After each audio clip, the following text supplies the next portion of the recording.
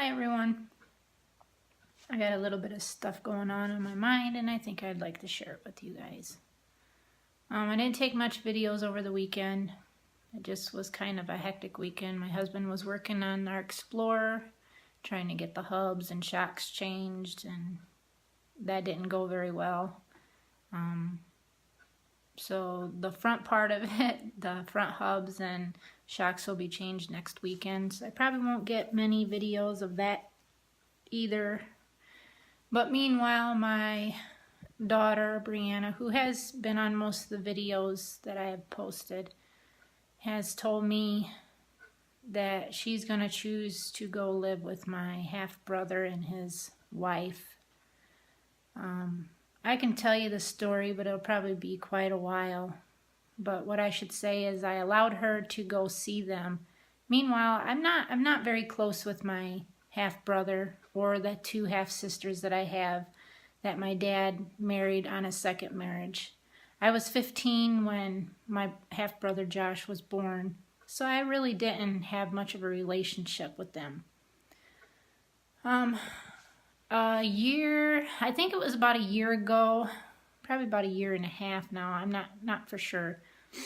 But I allowed Brianna to go over and start visiting with them and help them out with chores and babysit their two small children at the time. And she wanted to get a horse, and with us living in town, we obviously couldn't find anybody who would allow us to board a horse. And from a well-known quarter horse breeder, we went and actually got a little yearling. She was a beautiful quarter horse. She was cow-toed in the front, but that's nothing to do with barrel racing, which is what Brianna wanted to do with. So my brother and his wife agreed that she could keep the horse out there as long as she was there every day to do the chores and take care of the horse, which wasn't a problem. But her days seemed to get longer after school, and she wasn't coming home till like 10 o'clock or so, and I was trying to communicate with them, stating, this is not, they don't take 4 hours to do chores. It just don't. You have one yearling horse. It just, even if you were to work with that horse every day, I'd say an hour tops.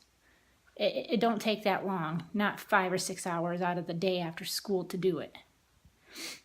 So she started getting an attitude about things, and I don't know if they were telling her stuff, but meanwhile I was going through all my health issues last year with my eyesight going down.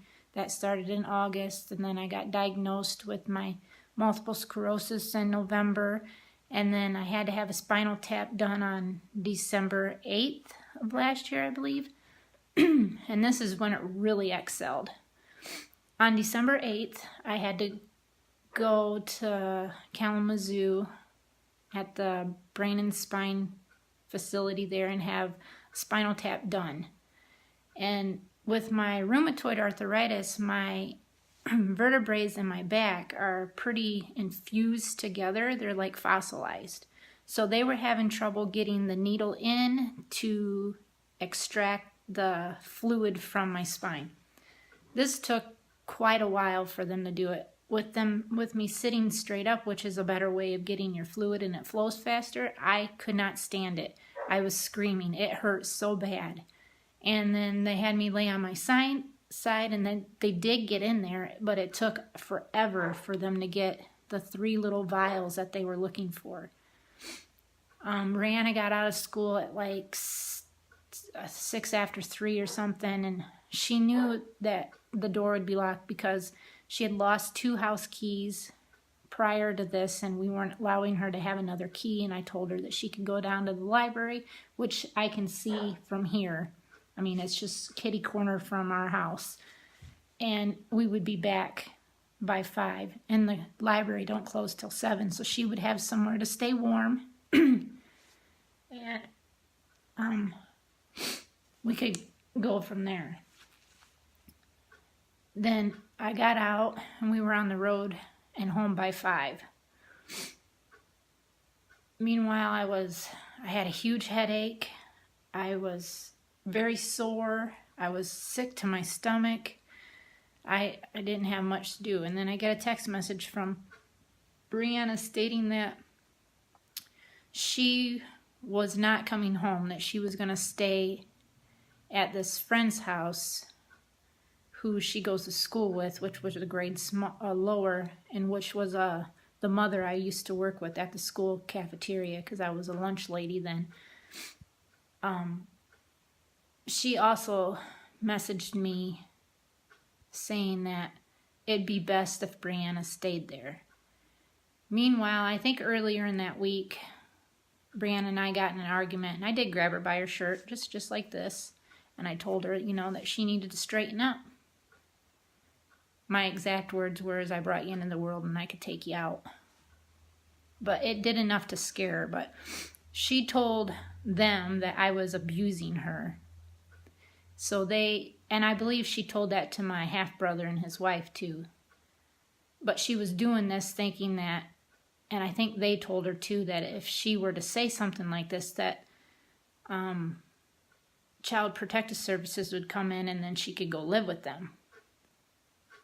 Well, we ended up having to drive, my husband and I drove out to the friend's house, and the friend's mother said that she was not going to let Brianna come home with me. So that being said, I was like, okay, I'm going to call the cops. So I called the cops, and a state police officer come out, and he talked to me, and I just told him exactly what was going on, and he said, okay. So he went in and he got Brianna. Meanwhile, my brother shows up. And I asked him, I'm like, why are you even here? Well, the friend's mother called me and said that she thought it would be best if I came and got Brianna. Excuse me, she's my daughter, not yours. This is none of your business. This is mine. So the cop brought Brianna out and suggested that maybe it would be good for Brianna to go with my brother because my brother suggested this. And I said no. And he said, Brianna, you're going to have to go home with your mom. And while the cop was standing there and Brianna's standing there, he asked me if I've ever grabbed a hold of Brianna. And I said, yeah, by her shirt. And he says, Brianna, I'm going to tell you this right now. This is all parents' God-given right to be able to grab their child when they are not acting right, when they are out of place or they've got an attitude or something's not going right. As long as your parent doesn't leave a bruise on you, they're doing nothing wrong. Props to the officer that said that. Thank you, sir. So she got in the car and in the truck, and I got going down the road, and I was very, very upset, and I ended up puking out the door because where they did the incision for my spinal tap was starting to swell. And I was told that when you get a really, really bad headache when you're starting to get fluid into that sector of where they took fluid out, or swelling, and that can cause you to throw up. But I think with the stress from her doing that and everything else, but she'd also decided like a year before that she was going to go live with my ex-husband, and I told her no, and she started getting an attitude, and that was all over because she wanted an iPhone for Christmas and she had a Samsung and we were paying for it, but my ex-husband went and got her an iPhone and put her on his plan, and I think that was a way of trying to get her to come with them too. But she seems to listen to everybody but me. And she sat here at this table not a month or so ago and said that she was going to decide it was best to stay with her mom because I'm the only one that's been here for her. Brianna's background is that I had met her blood dad when I was 20, I think. No, I was 19. He was 18. So I'd been in with him since I was 19, and I got pregnant with Brianna when I was 20. And I broke it off with him because I found out he was cheating, and He just wasn't a very good person. He was considered a habituary offender for B&E, and he just wasn't a good guy. So I broke up with him and I got away, and he found me like 6 months later, and of course I had a belly, and I tried to tell him it wasn't his, and he didn't believe that. But he was there for her birth, and then he had to make the remark that the child wasn't his because her hair was too dark. Whatever, so that being said, I did end up marrying a gentleman that was to be my ex-husband, and I was with him for 13 years. And he helped me raise her. And she was a wonderful kid. She really was. I don't know, from the time that I had left my ex-husband because of an abusive relationship, I had enough. And I had found my current husband, who is the love of my life. I've never been treated so good by a man. It's wonderful. But Brianna, on the other hand, she wants everything handed to her. And she'll work if there's money involved, of course, and then she can do what she wants when she wants. I, on the other hand, are old-fashioned, and I expect my children to work for what they need or want, and that builds character in the end. Brianna, on the other hand, when she, like I said, started seeing or going over to my half-brother's house and stuff, her attitude had totally changed. Well, this weekend, Brianna tells me, Mom, okay, we allowed Brianna, like I had grounded her. She's been grounded since December of last year. I took away her phone. She's been grounded. I found out she was still talking to my half-brother's wife, and they had given her a phone when I took away from the phone, so I found that phone. I was very mad because she had kept lying to me. Brianna is a habitual liar, just like her blood dad. He could lie bold right to your face, and you wouldn't even know about it. She's very, very good at that. Very, very good. And I'm done, because she sat here a month ago and said that she was going to stay here and that it was in her best interest. Well, then she's got this best friend who's also talking to my half-brother's wife, who told Brianna that she believes it would be in Brianna's best interest to go live with them. She's like 17. Who are you to tell my daughter who her best interest is? How do you know what her best interest is? I'm her mother. I know what her best interest is, and then it's not to live with my frickin' half-brother and his wife. I mean, it's wrong. And if you believe in God in any way, for them I'm saying, people that believe in God don't try to convince a child to come live with them when they're perfectly fine with their blood parent. I mean, why would you do that? And then Brianna tells me this weekend that she didn't know how to tell me, and that she would probably, I'd probably get upset about it. And I was a little upset, but I didn't yell at her or nothing. I just talked to her. We talked for like an hour and a half to 2 hours. And I told her, I was like, she said that my brother's wife said that the only way they could put her on their insurance would be to adopt her.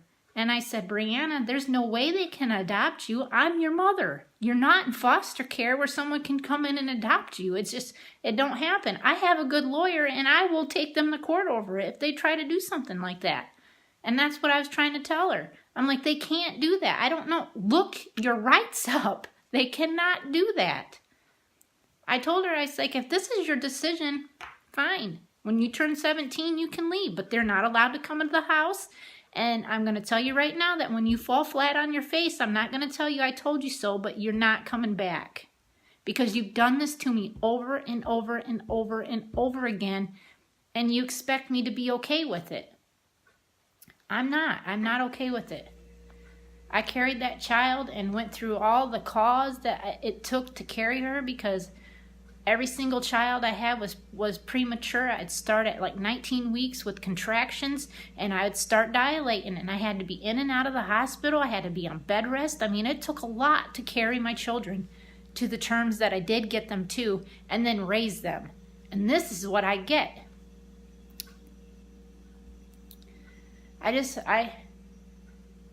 just feel like she's not thinking straight. And then I tell myself that you can't raise the DNA out of someone. It's not, you can't. Even though she's got half of my DNA and she's got half of her blood dad's DNA, she is more and more like him in the end. And people, this is the thing. She found out, or that we found out like 3 or 4 years ago, that he committed first-degree murder and is sitting in Missouri prison. And she's been wanting to speak with him because she said this over and over, which made me mad. What would my life be like if I was with him? I'm going to tell you right now that he's got 13 other children that I know of, with numerous different women who he never cared about. It was just like a fling, and that was it, and he'd leave. He was in drugs. He liked to break and enter. I mean, he was just off the wall, a pathological liar. And the thing is that with him being in jail or prison now for first-degree murder, she's all like, well, I wonder what my life would be like. So I told her, I said, I'll get a hold of his mom and I'll get the address and you write him. But I said, don't be disappointed when he doesn't write you what you are hoping to read. So I contacted his mom and she said it's not a good time. He's on suicide lockdown because he tried committing suicide. That's all I'm saying. So I told Brianna that, and she's just like, why? Why would he do that? Well, obviously stuff's going on in his mind that he can't handle no more. Either the guilt of everything that he's done for his whole entire life, or the guilt from possibly the murder of this man that he killed. I mean, I don't know. I can't tell you, and that's what I told her. I don't know why he decides to do that, besides knowing that he's going to spend the rest of his life in prison until he dies, because he's there till death. He's not for an electrocution or nothing, because a lot of places don't do that no more, but he's there till death. You're talking 40, 50 years he's probably going to sit there, because he's only like, how old am I? I'll be 38 this year, so he will be 37. Oh man. So, I mean, I'm just like, I told her, and she's like, okay, I won't worry about it. And I haven't heard nothing about it since. Until this thing this weekend, and I'm blown over by it. I just don't even know how to deal with it. I'm like, I just told her that you've broke my heart plenty of times, that it's not going to be broke again. When you leave, you leave. I can't do nothing about it. My mom says, Jamie, it's tough love. And I think she's right. It is tough love. It's a love that I think that I can say that I've done the best I could do as a parent raising a child. The best that I can do. But sometimes you got that feeling like you've failed somehow, because if you've done your best, then why is your child choosing somebody over you? And then this is one thing that I found hilarious when Brianna told me to over the weekend, that my brother's wife told her that she was jealous of me for having a perfect daughter. I said, Brianna, you are far from being perfect, because those people don't even really know who you are. And that's the hard thing that's going to come across there. when they do find out who she really is, if she shows her true colors, they'll find out. But she'll be kicked out most likely. And then where's she gonna go? She'll be on the streets. She's a junior this year. She's only got 3 high school credits, and she's doing college credits for the rest of the day. She gets 6 college credits this year. She just finishes. And she wants to be a veterinarian assistant. I got some dryness going on.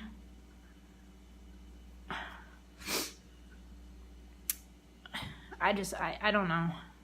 But I wanted to rant to you guys about this. This is going to be my weekend video for the weekend. I'm sorry that I didn't take any other videos. I took a couple pictures of our bucks. So I might post those in there, but other than that, that's what went on this weekend. So subscribe everybody, and I hope you enjoyed my rant to you guys. If you have comments, please comment. I'll reply back. Thank you.